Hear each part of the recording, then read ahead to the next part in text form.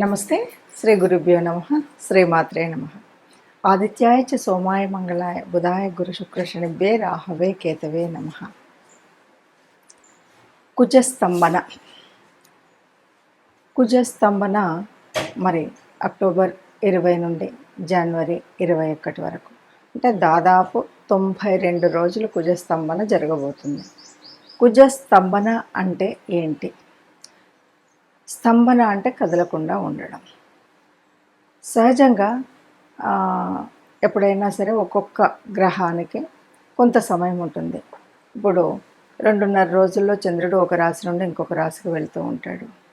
అట్లాగే కొన్ని గ్రహాలకి నెల రోజులు, కొన్ని గ్రహాలకి 45, కుజుడికి 45 రోజులకి ఒక రాశి నుండి మరొక రాశిలోకి వెళ్ళడం అనేటువంటిది మనం చూస్తాం. అయితే ఆ 45 రోజులు కాకుండా ఇంకా ఎక్కువ కాలం అదే రాశిలో ఉన్నట్టయితే దాన్ని స్తంభన అంటారు. ఇప్పుడు ఇక్కడ 92 రోజుల కాలం మరి మిథునం నుండి కర్కాటకంలోకి వచ్చినటువంటి కుజుడి యొక్క స్థితి ఉంటుంది. మరి కుజుడు అంటే మనకు పాపగ్రహాల్లో ఒకటి అని చెప్తుంటాం. అలాంటి కుజుడికి మరి కర్కాటక రాశి నీచ స్థానం పొందేటువంటి స్థితి. నీచ స్థానం పొందినటువంటి ఈ స్థితిలో ఇంకా ఏదైనా ప్రత్యేకత ఉందా అంటే, సహజంగా ఏ రాశిలోనైనా ఇంతకుముందు మిథునంలో కూడా కుజస్తంభన జరిగింది. వేరే రాశులలో కుజస్తంభన జరిగినప్పుడు ఒకలాగా, కర్కాటక రాశిలో జరిగినప్పుడు అక్కడ మరి కుంభరాశిలో శని ఉన్నాడు. ఇలా కుంభరాశిలో శని ఉండడం వల్ల షష్టాష్టకాలు ఏర్పడ్డాయి. కుంభం నుండి కర్కాటకం వరకు 6, మరి కర్కాటకం నుండి కుంభం వరకు 8 రాశులు ఉన్నాయి. ఈ షష్టాష్టకంలో ఉండడం వల్ల శని మీద ఈ కుజుడి యొక్క దృష్టి 7వ దృష్టి, 8వ దృష్టి, 2 దృష్టిలు ఉన్నాయి. అంటే శనిశ్చరుడు యొక్క 2 రాశుల మీద దృష్టి ఉంది. దీని ప్రభావము, కుజుడు నీచంగా ఉండడం, నీచ స్థానంలోకి వెళ్ళడం, వీటన్నింటి యొక్క ప్రభావంతో పాటు స్తంభనం ఉండడం వల్ల కొంత కష్టాలు, నష్టాలు, తర్వాత దేశ కాలమాన పరిస్థితులు. ఎందుకంటే కుజుడి యొక్క బలం నిజానికి చాలా ఎక్కువ. కుజ బలం మనకు సరిగ్గా ఉంటేనే ఎవరు ఏ దాంట్లోనైనా రాణించగలుగుతారు. ఒక ఆస్తులు కలుగజేసుకోవడంలో కానీ, ఒక ఉద్యోగ పర్వంలో కానీ, రాజకీయంలో కానీ, ఇలాంటి వాటిల్లో ఏదైనా కుజుడి యొక్క బలం చాలా ఉంటే సరిగ్గా వాళ్ళు ఉన్నతిలోకి వెళతారు. కుజ బలం ఇప్పుడు నీచంలోకి వెళ్ళింది కాబట్టి తగ్గుతుంది, అంటే ఆ నీచ స్థితిలో ఉన్నప్పుడు. ఇలాంటప్పుడు తప్పకుండా వారికి ఇవన్నీ కూడా వ్యతిరేక దిశలో ఉండడం అనేటువంటిది సహజంగా ఉంటుంది. ఇంతేకాదు కుజుడి యొక్క ఇలా నీచం పొంది ఇలా ఉన్నప్పుడు మనకి భూకంపాలు, అంటే ప్రకృతి వైపరీత్యాలు, ఒక రకంగా చెప్పాలంటే ప్రకృతి వైపరీత్యాలు, రాజకీయ అస్తవ్యస్తం, ఇలాంటివన్నీ కూడా మనకు కనిపిస్తూ ఉంటాయన్నమాట. ఈ పరిస్థితి మనకు 92 రోజులు ఉంటుంది. ఇక దీనివల్ల కొన్ని నష్టాలు ఉంటాయి. అయితే మరి ఇలా ఉన్నప్పుడు అందరికీ నష్టం జరుగుతుందా, కొందరికి అంటే మనం చెప్పాలంటే గురు పాలిత గ్రహాలు ఏవైతే ఉన్నాయో వారందరికీ కూడా ఈ కాలం బెటర్గా ఉంటుంది. అదే శనిపాలిత గ్రహాలకి నష్టంగా ఉంటుంది, కష్టంగా ఉంటుంది. గురుపాలిత గ్రహాలు ఉన్నటువంటి ఆ రాశులు ఏంటి అంటే, ప్రత్యేకించి కనుక మనం ప్రత్యేకంగా చూసుకుంటే మనకు మీనమేషాలు, తర్వాత సింహ కర్కాటకాలు, అట్లాగే వృశ్చిక ధనుసు రాశి, ఇవన్నీ కూడా గురుపాలిత గ్రహాల యొక్క రాశులు. మరి ఈ రాశులలో చక్కగా ఉంటుంది అని మనం చెప్పొచ్చు, అంటే వాళ్ళకి బాగుంటుంది. ఇక మిగతా వాటికంతా కూడా కొద్దిగా కష్టం, నష్టం జరుగుతూ ఉంటుంది. మరి ఇలా ఉన్నప్పుడు ఈ 92 రోజులు ద్వాదశ రాశులకు ఎలా ఉంది అంటే, కొంత ఇది మనం స్థాళీపులక న్యాయంగా వీటికి బాగుంటుంది, వీటికి బాగోదు అని చెప్పాం కదా. మరి మిగతా అన్నింటికి కూడా ఎలా ఉంటుంది అని చూసినప్పుడు కనుక ఒక్కొక్క రాశి, ఒక్కొక్క ఈ ద్వాదశ రాశుల వారికి ఎలా ఉందో చెప్పుకోవాలి. అయితే ఇక్కడ ఇంకొక క్లాస్ ఏంటంటే, ఇప్పుడు గురు పాలిత గ్రహాలు ఉన్నాయనుకోండి, వారికి ఇప్పటికే కుజ దశ అయిపోయింది అనుకోండి, అయిపోతే వీళ్ళకి వచ్చే లాభం ఏమీ లేదు. అలాగే శని పాలిత గ్రహాలు ఉన్నాయనుకోండి, వాళ్ళకి ఇప్పటికే కుజ దశ వచ్చిందని అయిపోయింది అనుకోండి, వాళ్ళకి వచ్చేటువంటి నష్టమేం లేదు. సహజంగా ఇలాగా కుంభరాశిలో శని ఉండి కర్కాటక రాశిలో మనకి కుజుడు ఉండడం అనేది దాదాపు 30 సంవత్సరాలకు ఒకసారి జరుగుతూ ఉంటుంది. అలాగా ఈ 30 సంవత్సరాలకు ఒకసారి జరిగినప్పుడు కొంత ఎలాంటి విపరీత పరిణామాలు ఉన్నాయి అన్నది మనం ముందుకు వెళ్ళి చూసుకుంటే కనుక తెలుస్తుంది. ఇప్పుడు ద్వాదశ రాశుల వారి యొక్క ఫలితాలని తెలుసుకుందాం. తదుపరి రాశి వృషభ రాశి. వృషభ రాశి నుండి మనకి ఇప్పుడు కర్కాటకం 3వ రాశి అవుతుంది. 3వ రాశి అంటే ఇది మన అన్నదమ్ములకు సంబంధించినటువంటిది, అలాగే కమ్యూనికేషన్కి సంబంధించినటువంటిది. అన్నదమ్ములు కమ్యూనికేషన్ ఈ రెండు కూడా చాలా ఇంపార్టెంట్. అంటే బంధాలు అనుబంధాలు ఉండడం ముఖ్యం, అలాగే కమ్యూనికేషన్. మనం ఎవరితో ఎక్కడైనా మాట్లాడేటప్పుడు తగు జాగ్రత్త లేనట్టయితే అనేక రకాలైనటువంటి విపత్తులు వచ్చేటువంటి అవకాశం ఉంటుంది. కొన్నిసార్లు మనం మంచి కోసమే మాట్లాడతాం, కానీ వాళ్ళు తీసుకునే వాళ్ళు చెడుగా తీసుకుంటారు. అంటే ఆ మాటలో కాస్త తేడా ఉన్నప్పటికీ కూడా కొద్దిగా మనం కేర్లెస్గా మాట్లాడినా కూడా దాన్ని వాళ్ళు పెద్దగా తీసుకొని అది జీవితకాలము శత్రుత్వాన్ని పెంచే విధంగా ఉంటుంది. కాబట్టి కొన్ని విషయాల్లో కూడా మనం కమ్యూనికేట్ సరిగ్గా చేయలేనట్టయితే పెద్ద పెద్ద నష్టాలు వచ్చేటువంటి పరిస్థితి ఉంటుంది. కాబట్టి ఈ రెండు విషయాల్లో అంటే అన్నదమ్ములతో మాట్లాడేటప్పుడు కానీ చిన్న చిన్నగా కుటుంబాల్లో వచ్చేటువంటి చిన్న చిన్న ఏవైనా తేడాలు ఉన్నప్పుడు వాటిని సర్దుకొని వెళ్ళడం, జాగ్రత్తగా ఉండడం అనేటువంటిది ఈ 3.5 నెలలు తప్పకుండా చేయాల్సినటువంటి పని.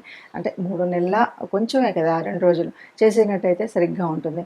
దాంతోపాటు మనం ఎవరితో ఎక్కడ మాట్లాడినా కూడా అంటే ఒక మధ్యవర్తిత్వంగా మాట్లాడడమే కాదు, మనం మన కమ్యూనికేషన్ ఇంకొకరితో మాట్లాడేటప్పుడు కూడా చాలా జాగ్రత్తగా మాట్లాడాలి అనేది. అంటే దాన్ని ఏదో మనం ఇట్లా మూసలో పోసినట్టు మాట్లాడమనే కాదు అర్థం. మాట్లాడేటప్పుడు గబుక్కున ఒకరిని ఏదో వీళ్ళు హర్ట్ అవుతారు అనేటువంటి భావన ప్రతి నిమిషం ఉండాలి. మనం కొన్ని విషయాలు చాలా కేర్లెస్గా మాట్లాడుతూ ఉంటాం కొన్నిసార్లు, మనవాడేలే, మనవాళ్లే కదా, మన స్నేహితులే కదా అని. అది శత్రుత్వాన్ని పెంచేటువంటి దారికి తీస్తుంది. కాబట్టి ఈ విషయంలో జాగ్రత్తగా ఉంటే అన్నీ సరిపోతాయి. మరి ఇలా ఉంది అని మనం భయపడి బెంగపడి, లేదా మేము చెప్పడం కూడా ఏదో భయపెట్టడం కోసమో బెంగపడడం కోసమో కాదు. ఏం చేయాలి అంటే ముందు జాగ్రత్త కొంతైనా ఉండాలి. ముందు జాగ్రత్త ఏమిటి అంటే ఈ కుజుడి మనస్తత్వం ఏంటి? కోపము, కొన్నిసార్లు అంటే కొంచెం శత్రుత్వం ఉన్న ముందు అటో ఇటో తేల్చేస్తామనడం, అధికార ప్రభావం లేకపోతే కొంత ఇబ్బంది పడ్డం, ఇలాంటివన్నీ మనకు కనిపిస్తూ ఉంటాయి. అట్లాగే భూమికి సంబంధించినటువంటి విషయాల్లో యుద్ధాలు ఇలాంటివన్నీ ఉంటుంటాయి కదా. వీటన్నింటి విషయాల్లో మనం కొంత జాగ్రత్త తీసుకోవాలి. అంటే అన్నదమ్ములు ఉన్నారు, ఏదో భూతగాథలు, ఈ ఈ 3 నెలలు కాస్త జాగ్రత్తగా ఉండి ఆ విషయంలో కనుక పోకపోతే తర్వాత కాలంలో మనం సమన్వయంగా సరి చేసుకోవచ్చు అనేటువంటిది దృష్టిలో పెట్టుకోవాలి బుక్సం. అట్లాగే ఏదైనా మన అమ్మకాలు కొనుగోలు విషయాలు ఉన్నాయనుకోండి, ఈ అమ్మకాలు కొనుగోలు విషయాల్ని మనం ఈ 3.5 నెలలు పోస్ట్పోన్ చేసుకుని తర్వాత చేసుకున్నట్టయితే మనకు సరిగ్గా ఉంటుంది. ఈ కుజ స్తంభన తర్వాత మనం చేసుకునేటువంటి విషయాల్లో కొంచెం బాగుంటుంది. ఏదైనా ఎవరైనా మన మీద శత్రుత్వం ఉన్నప్పుడు వాడెంత మనం ఏదో చేసేస్తామని మనం ముందుకు వెళ్ళడం అనే ఉద్దేశం ఉంటుంది కదా, దాన్ని కూడా మనం ఆలోచించి సమన్వయం చేసి తర్వాతకి తీసుకోవాలి. అలాగే వాహన ప్రయాణాలప్పుడు చాలా జాగ్రత్తగా ఉండాలి. నాకేంలే, నేను చాలా ఇన్ని సంవత్సరాల నుండి డ్రైవ్ చేస్తున్నాను, ఇలాంటివన్నీ కూడా మనకొద్దు. మనం కాకుండా వ్యతిరేక దిశలో వచ్చేటువంటి ప్రభావం వల్ల కూడా మనకు ఈ ఇబ్బంది కలగవచ్చు. కాబట్టి ఈ 3.5 నెలలు మనం ప్రయాణాలలో వాహనాల మీద వెళ్ళేటప్పుడు చాలా జాగ్రత్తగా ఉండడం అనేటువంటి విషయాన్ని గుర్తుపెట్టుకుంటే కనుక ఈ ఇబ్బందులు ఉండవు. వీటికి తోడుగా తప్పనిసరిగా దైవానుగ్రహం ఉండాలి, అలాగే గ్రహానుగ్రహం ఉండాలి. మరి కుజుడికి సంబంధించినటువంటి వరకు కుజ స్తోత్రాన్ని ఎప్పటికప్పుడు చదువుకోవడం, అప్పుడప్పుడు మనం అంటే వీళ్ళని చూసుకొని మన సమయానుకూలంగా నవగ్రహ మండపానికి వెళ్ళి కుజుడి అంటే నవగ్రహ ప్రదక్షిణ చేస్తూనే కుజుడికి ప్రత్యేకించి మనం దీపారాధన చేయడం, అలాగే కుజుడికి సంబంధించినటువంటి దాన ధర్మాలు చేయడం. అంటే కుజుడికి సంబంధించినటువంటి ఎర్రని వస్త్రాలు, ఎర్రని పళ్ళు, ఇలాంటి వాటితో మనం అంటే కందులు వీటిని మనం దానం చేయడం, ఆ పప్పుతో సంబంధించినటువంటి ఎవరికైనా లేని వారికి ఇవ్వచ్చు, లేదు సద్బ్రాహ్మణుడికి మనం దానం రూపంలో ఇవ్వడం అనేటువంటిది మనం చేయవచ్చు. ఇలా దాన ధర్మాలు చేయడంతో పాటు దేవతానుగ్రహం, గ్రహానుగ్రహం కోసం ప్రయత్నం చేయడం. దేవతానుగ్రహం అంటే ముఖ్యంగా మనల్ని అనుగ్రహించేటువంటి మన ఇలవేల్పు ఇష్టదేవత, ఈ ఇద్దరిని కూడా వారి నామాన్ని విడవకుండా పట్టుకొని ఉండడమే. మనకు ఒకవేళ అమ్మవారు ఇష్టదేవత అనుకోండి, శ్రీమాత్రే నమః శ్రీమాత్రే నమః అని ఎప్పటికప్పుడు అంటే మీరు నిరంతర నామజపన అంటారు కదా, అలా మనం ఏ పని చేస్తున్నా కూడా ఆ పని చేస్తున్నంత కాలం మనం అలా చేయడం. అలాగే వీటన్నింటితో పాటు ఈ 3 నెలల్లో తప్పకుండా దేవాలయం గోశాలలో గోమాతకి గోగ్రాసం సమర్పించడం అనేటువంటిది అత్యున్నతమైనటువంటి విషయం. అలా గోమాతకి గోగ్రాసాన్ని సమర్పించడం. అలాగే కుజుడికి అధిదేవత అయినటువంటి మనకి సుబ్రహ్మణ్య స్వామి ఆరాధన కూడా మనకు చాలా మంచిది. అంటే సుబ్రహ్మణ్య షష్ఠి వస్తుంటుంది అనుకోండి, అభిషేకం చేయించడము, సుబ్రహ్మణ్య స్వామి ఆలయానికి వెళ్ళడం, ఇవి మనం చేయవలసినటువంటివి.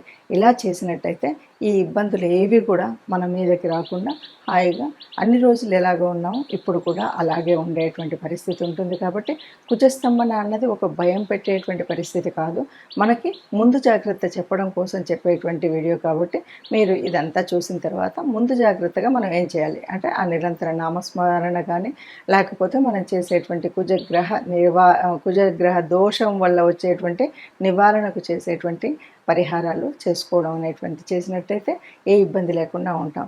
అందరం సుఖంగా ఉండాలి, అందులో మనము ఉండాలని భావిస్తూ సర్వే జన సుఖినో భవంతు.